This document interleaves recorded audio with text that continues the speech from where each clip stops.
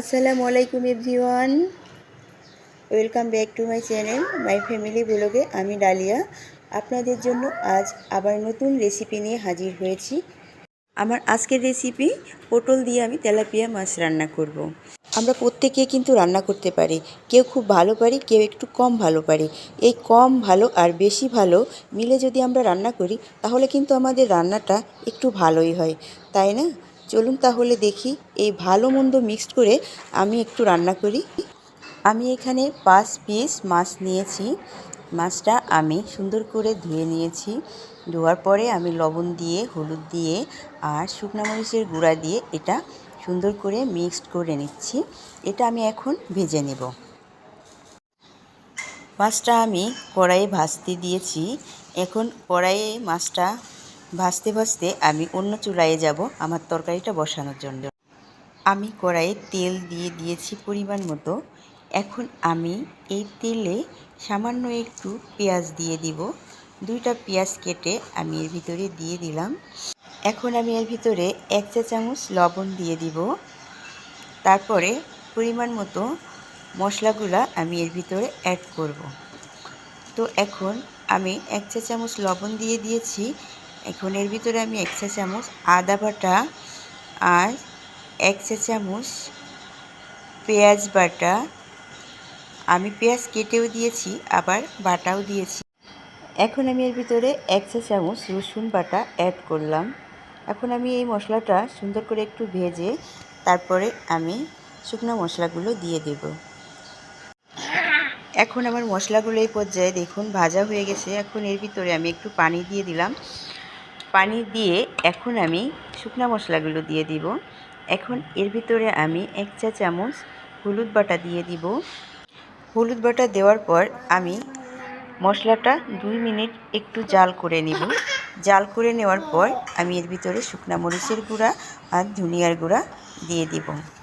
হলুদ বাটা দেওয়ার পরে একটু পরে শুকনা মরিচের গুঁড়া দিলে তরকারির রঙটা খুব ভালো হয়। তো আমার জাল দেওয়া শেষ। এখন আমি শুকনা মরিচের গুঁড়াটা দিয়ে দিলাম, সাথে ধনিয়ার গুঁড়াটাও দিয়ে দিলাম। এখন মশলাটা একটু ভেজে নেব।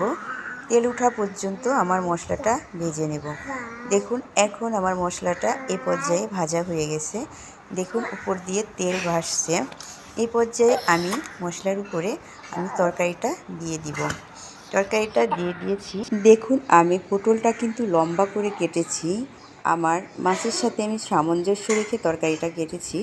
আপনারা ইচ্ছা করলে গোল করে কাটতে পারেন, তবে আমার মনে হয় এই লম্বাভাবেই তরকারিটা কাটলে তরকারিটা দেখতে সুন্দর লাগে।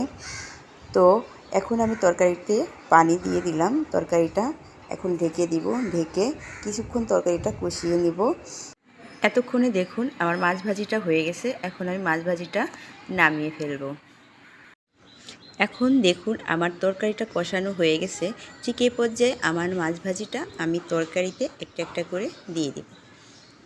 দেখুন এই পর্যায়ে মাছ ভাজিটা দিয়ে আমি পরিমাণ মতো পানি দিয়ে আবার তরকারিটা ঢেকে দেব। এখন আমি পরিমাণ মতো পানি দিয়ে দিলাম। এখন আমি তরকারিটা ঢেকে দেব।